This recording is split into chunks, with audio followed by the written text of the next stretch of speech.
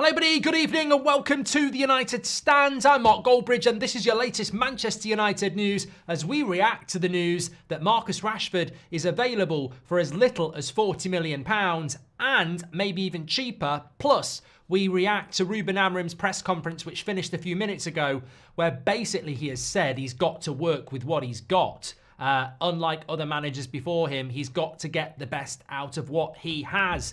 This terrifies the crap out of me. You've got Ineos sacking people, reducing bonuses, increasing ticket prices. You've now got a Man United manager saying he's got to work with what he's got and get the best out of it. I mean, part of me's like, he must bloody love Man United because on the one hand, you've got Man City, who will give you everything and a title-winning team. You've got Man United, who on the face of it are shit and might not give you anything. So, bloody hell, talk about Mission Impossible. Forget Ruben Amorim. I'm going to call him Tom Cruise or Ruben Cruz or Tom Amorim.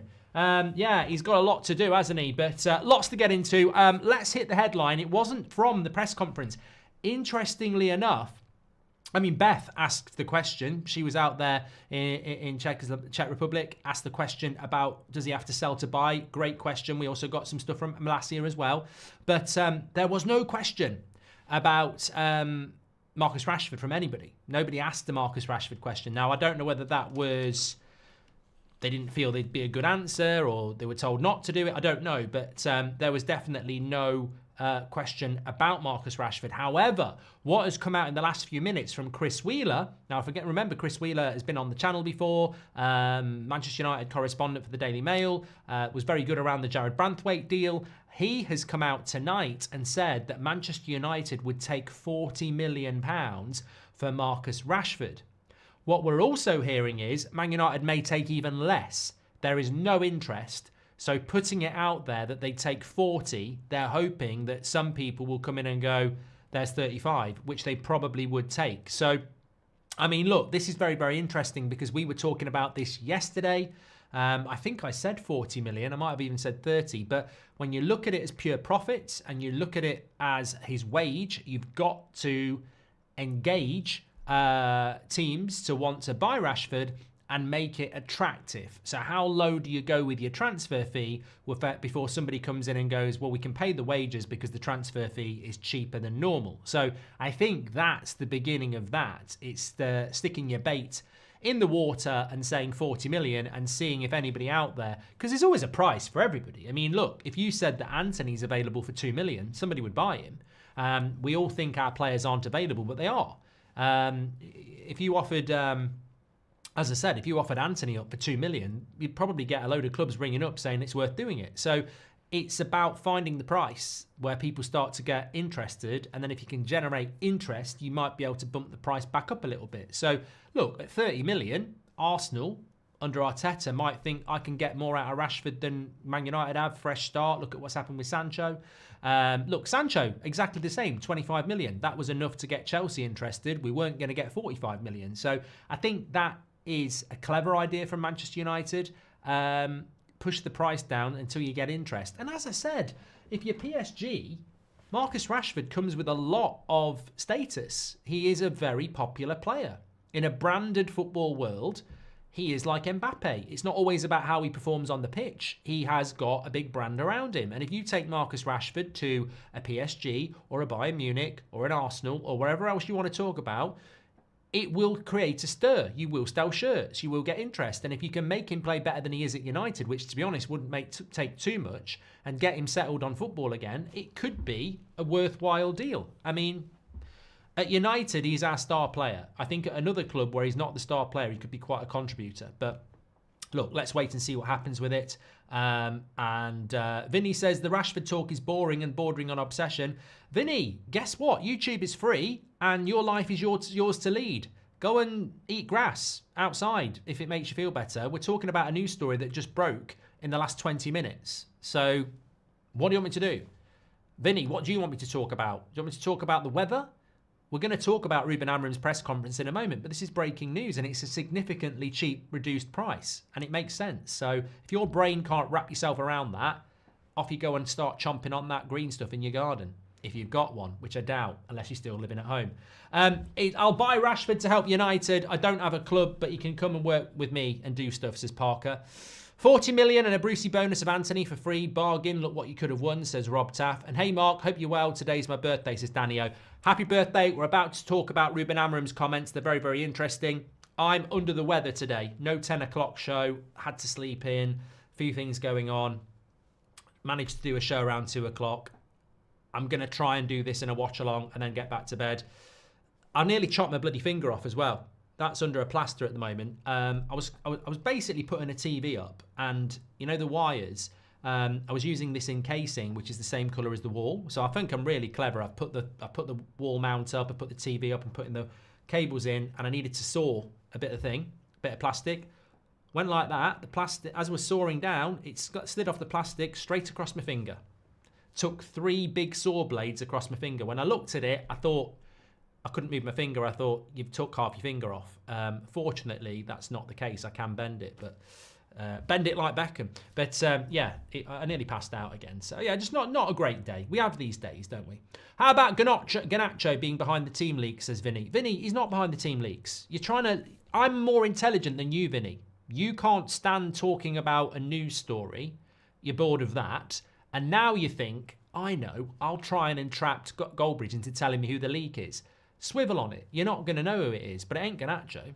Garnacho's not leaking the team news. And the funny thing is, Vinny, if I did tell you who it was, you'd be crying for a week because it's one of your favourites. It'll be one of your favourites. God knows why they're doing it, but they are. Glazers and Ineos out, not seeing any improvements, says JPN. Thank you very much. Right, let's talk about what Ruben Amorim has had to say, because there were some very significant things said in his press conference. He did speak about Dan Ashworth, and we've just retweeted it, actually. So if you're on Twitter, there's a minute clip that Beth asked him where you can get the exact quote about what he said in relation to the sell to buy. But this is what he said. We need to get... So Beth basically said, Manchester United has spent a lot of money over the last few managers. Is there money available for you to spend as far as you're concerned, or do you need to sell to buy? He said this: we need to get the best out of what we have, and we failed to do that in the past. If players or coaches don't perform, they lose their job. I need to work with what I have before I decide on transfers, but our team is small, and that's something to improve. So that sounds to me like he's basically agreed for the short term to work with what he's got and see, you know, where the gaps are. And then the team is small, so it does need improvement. That to me is just typical Amorim. He's an intelligent guy, and what he's basically saying is, look, I've played the game. I'll come in and play the game. I'll come in and say, obviously I've got to work with what I've got, but the team is small, and let's see how things work out. Honestly, he needs players. We all know he needs players. Whether he needs to sell to buy or not, I don't know. We've just spoken about a player that they could hopefully get some money for. There might be a couple of others as well. But he definitely needs players, and he is not... look, I like a lot of what Amorim says, but if I heard the words, I've got to work with what I've got, and I've got to do what others haven't done and get the best out of what I've got, I disagree with that. I think it's unfair on Eric Ten Hag, Ole Gunnar Solskjaer, Ralf Rangnick, Jose Mourinho. I mean, Jose Mourinho is Ruben Amorim's idol, and Jose Mourinho could not get the best out of what he had, because what he had was a dressing room that fundamentally wasn't good enough. Amorim is Ruben Amorim. He's not Harry Potter. Some of these players we know aren't good enough. Some of these players we know aren't consistent enough. Some of these players we know aren't fit enough and never will be. So he can't come in and wave a magic wand as much as he wants to. He will have to remove, he will have to replace. The question therefore still remains, have you got the money, or do you need to sell to buy? I would suspect we need to sell to buy, but we'll have to wait and see. Get well soon, Mark. We need you strong for the derby, says Sia. And Ahmad is behind the new leak, says Muzzy. Well, I've not said that. Why does no one consider how much it would cost to replace a player like McTominay? 30 million at least, or Rashford 80 million, but then we are fine with selling them for 50% off, says Reza. Why? That doesn't make sense. That doesn't make sense. Why would it cost us £80 million to replace Rashford? And why would that stop us selling him for 40 million? I don't think it would cost £80 million to replace Marcus Rashford at all. I don't think it will cost that at all. I think that there are players out there that we can bring in a part of the future that we can grow with. I don't agree with you on that, Risa. Maybe some people will, but I don't think we need to spend £80 million to replace Marcus Rashford based on the last year. I really don't. Avanash, thank you very much. Mr. United, welcome to the members club. Appreciate that as well. He also said in relation to Dan Ashworth that he said that, look, one person leaving doesn't change anything. Since the first day, I felt great support from the ownership, from Omar and Jason, and I was part of them. I felt real support from Dan also. This is football, and sometimes these things happen. So not... nothing, I mean, majorly weird with that you would say that. He also said Dan Ashworth is a human and he gave Amorim a lot of support since he came in, but that's football. And one person doesn't leave, doesn't change anything. Everyone has the same vision. He was asked about what the vision is for Manchester United, and he said, look, you know, we've got to win the Europa League to get into European football. My aim with this club is to win the Premier League and get Champions League football as well. So, look, I think we all know the Europa League is really important. I've spoken about this over the last few weeks, that when you look at the Premier League and you look at the Europa League, look at where we are in the Premier League with 13th place. We're not performing very well. It's interesting. I'm doing some Champions League watch-alongs after this. I did some last night. They were very, very good. English teams are doing very well in the Premier League at the moment, and I think that there's a good chance that 5th place will be Champions League this year. Ironically, we're nowhere near it. 5th or 4th, we're nowhere near it. So it would take something miraculous, I think, for Manchester United to get in the top 5 this year. I think there's so many teams better than us.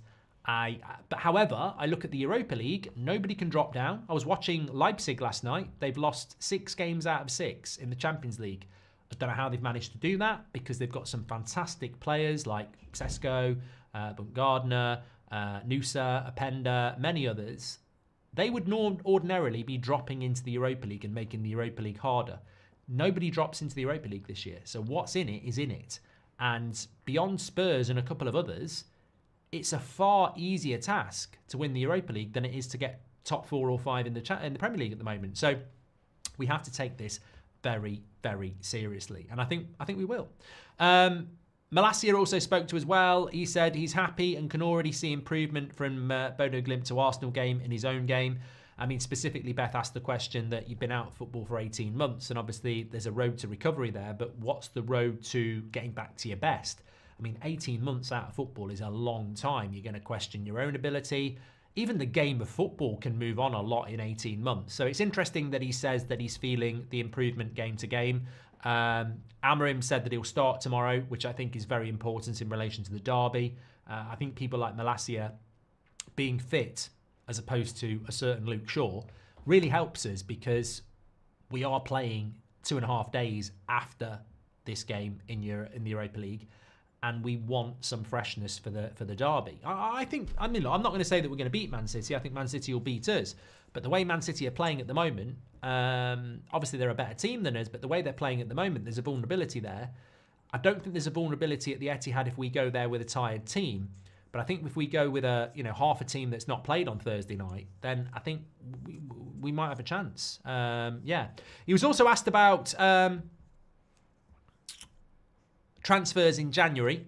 So he was asked about transfers in January, and he said, look, I'm just focusing on winning games at the moment. As we know, Diego Leon is very close to signing for Manchester United. So that will be a signing. He won't be here in January, but I would hope, I have no information, I hope that Manchester United, in their infinite wisdom, are looking at bringing this new manager in and giving him something in January, because as we know, although it's a 2.5-year contract, in 18 months, they'll have to decide whether they're extending that or not. 18 months is the summer after next, which means he's got 2 transfer windows, because he's got January, he's got the summer, and then the summer after that, you've got to decide whether you're keeping him, because there's only a year left. So he's literally got 1 transfer window if you don't do anything in January. That's not lost on me. 2.5-year deal. No manager ever goes into their last year. You can't do that. You've got to extend. And therefore, they've got to make a decision on his contract a year in the summer, which means he's only got this January in the summer, really, for them to make their mind up on him. So, look, hopefully we'll end up extending anyway. The lad that we bought in that looks a bettering 5% here and there could be the reason we are losing staff, says Who to Blame. Love it. Loans and freebies for 2 years, says Keel Robinson. Hi, Mark Goldbridge. Nice to join your membership, says Mr. United. You're very welcome, mate. And so is Mauricio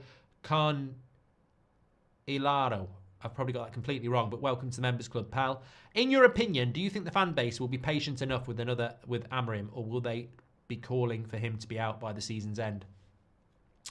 Ash, it is not my place to dictate or decide or predict what this fan base will do.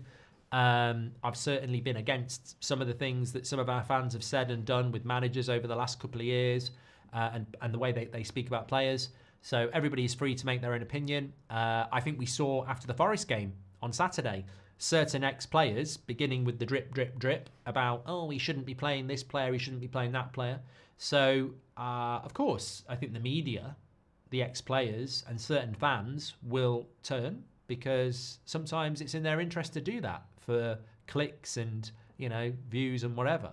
But I would hope, and I have seen evidence, that the majority of the fans at the moment, I mean, look at the conversation at the moment. All it's been for the last 3 weeks has been people like Luke Shaw, Casemiro, Marcus Rashford, Bruno Fernandes. A lot of the conversations is about the players. And therefore, it's very interesting, isn't it? Nobody's really talking about the manager in relation to pressure. A lot of people are going, well, you're sacking managers, you're sacking members of staff, you're hiking up the ticket prices, and the same players are here. So I think the main priority for Man United fans at the moment is that we actually do what needs to be done and kick out some of these players. So as long as that's the focus, I think Amorim will be okay. Patrick Lynch says, rebuilding means building from the ground up. To do that, you have to tear it to the ground. Selling players is part of the rebuild. We need to accept that. Don't change the squad. Nothing changes, says Patrick Lynch. Thank you very much for that, Patrick. Appreciate that.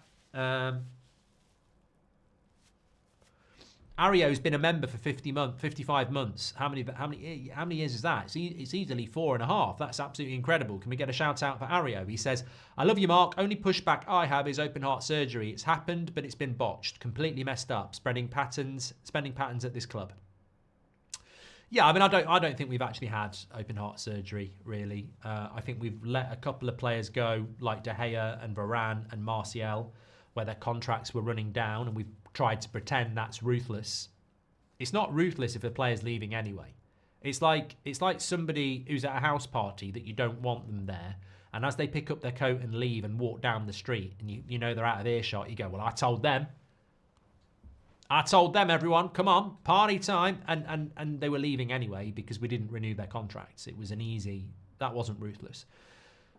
McTominay and Wan-Bissaka wasn't really ruthless. Donny van der Beek wasn't really ruthless. I mean, it was value for money for the clubs that they went to and an opportunity to bring some money in for us to go and get other players. It was buy to sell.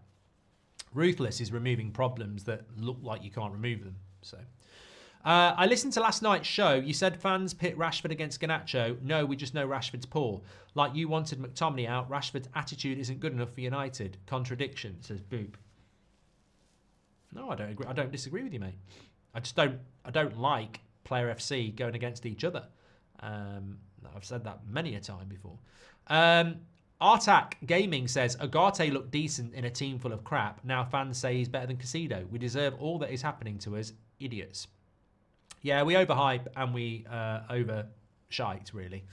And when I say overshite, we go over the top about what's shit, and we go over the top about what we think's good. Mazraoui is probably the only consistently good player we've had all season. There has been other players that have had good moments, but I think Mazraoui is the only good player we've had all season. I looked at our top 10 paid players and only 2 are starting regularly, and if we put consistency into the mix, then it's just 1, says Ankit. Bruno? Is it Bruno? Get well soon, Mark. Got that from Sia. Thank you very much. Inquisition says get well soon as well. Thank you very much, mate. Really appreciate that. NXT says I just got here. Is Rashford going? No, it's just a bit of breaking news coming out from Chris Wheeler in the Daily Mail that Man United would accept £40 million. Nicholas has said, I'm sorry, £40 million just shows how poor we are in the market when we pay £80 million for Anthony, £60 million for Mount, £80 million for Maguire, and we are trying to sell Rashford for £40 million or below. It's embarrassing. It is embarrassing, Nicholas, but whose embarrassment is it? I mean, I don't blame Ineos for that. Ineos didn't give Rashford the contract. Remember, Rashford was playing poor for 4 months before we handed out a stupid contract. And that was handed out by Arnold, Murta and the Glazers. Ineos didn't hand that contract out. So it's a problem for Ineos to solve. And if they walk in and are like, okay, this is a problem. It's best for everybody if we sell him. We ideally would love £100 million. We're not going to get 60. So how do we entice people into wanting to do a deal? And 40 million is probably where we need to start pitching it at. It's incredible because 2 years ago you'd been talking 100 million, but you're only as good as what you're worth. And at the moment, Rashford's damaged goods, isn't he? He is a pitch. He is a punt. I think he's an interesting punt at £40 million for a lot of teams, but and also you get the added attraction of the brandification, which is why I think he'd be perfect for PSG. Maybe even a Bayern Munich, you know. I mean, Harry Kane's a different player to Marcus Rashford, of course. He is world class, but I think there are opportunities out there, but I don't think you can pitch it any higher than £40 million. I really don't. Patrick Lynch says, if we sell Rashford, etc., we need to be prepared for them to do so well elsewhere. Just because that happens, it doesn't make it a mistake to sell them. No, Patrick, and I think this is a very intelligent point. I would like Rashford to go off and play well elsewhere. I think the party's over at Man United. I think even if he starts scoring again, some people have given up on him because they know it'll go wrong again. The only way back for Rashford is if he can play well every game for the next 2 years, and it won't happen. He might score a couple of goals tomorrow. He might score a goal against Man City like he did last year, but there'll be a bad performance or 2 or 3 or 4 following it very soon. I think it's not that Rashford's useless. It's not that Casemiro's useless. It's not that, well, no, Anthony's probably not a good example. It's not that Eriksen's useless. It's just that they're not the future. They're not consistent a bit enough. And I don't think anybody thinks they're total shit. We know that they can have good games, but they can't do it week in, week out, and that's what we need. So we therefore need to move them on. And if they go somewhere else, I mean, how many times have you broken up with somebody and then the next thing you know, you see them 6 months later, they look completely different. They look like they found a personality. And you sort of go, if they'd been like that with me, I might have stayed with them a little bit longer. You know, it's how sometimes a breakup can be a glow up. And that happens in relationships. It happens when you lose your job. You know, I've had people I've worked with who were absolutely bang average. Suddenly they get the sharp bump of the sack or whatever, and they're suddenly motivated. So, you know, in fact, I used to work when I was a welder years ago. I was an apprentice. There was this guy who taught me, and he was always miserable. He was in his early 20s, but he was always miserable. He'd been doing it since he was 16. He was about 23. And he used to come to work. He'd do his job, but he was never inspirational. He was, you know, he got too comfortable. He was one of the lads, but he got too comfortable. He was very experienced for his age. They treated him well, but he was like, you know, wasn't great pay.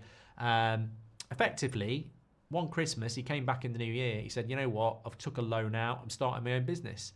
And I saw him down the pub about 6 months after that. He was worked off his feet. He was driving a nice car. He said he'd never been so busy, but it was his own business and he was absolutely loving it. And 6 months before that, he was uninspired and, you know, just picking up a wage. So, look, this is natural. People talk about it with Sancho. It's so natural in life that people have a change, and a lot of people want to prove people wrong as well. That can be quite inspiring. So I wouldn't be surprised if Rashford went and played for somebody else and did a little bit better. New environment, new motivation, away from Manchester United. I think it would be very good for him. And you know what? If he went and started scoring, I wouldn't regret it, because it's not like he hasn't had the opportunities here. A change would be good, I think. Casper Schmeichel instead of Banana. It says politic. Thank you very much for that. Right, okay. Brilliant show. Absolutely brilliant. I'm not going to go over the top because I'm going to be on That's Football in a few minutes' time. I've got to try and rest my voice and all that, but you've took my mind off being ill. People say rest up tonight. If I was lying in bed thinking about being ill, I feel worse than I actually do thinking about and talking about football. So I haven't got a sore throat. It's just my nose and my headache. So actually, you're helping. So thank you very much, everybody on the stream. I will be live on That's Football in about 5 minutes. Join me for that. Thanks everyone for this. Of course, it's game day tomorrow. Make sure you smash a like and subscribe. I don't know how we're doing for subscribers, actually. Let me have a look. This is my hoodie now. Get one of these for Christmas. You can wear it all year round. It's not my sick hoodie. It is sick, but I don't wear it just because I'm sick.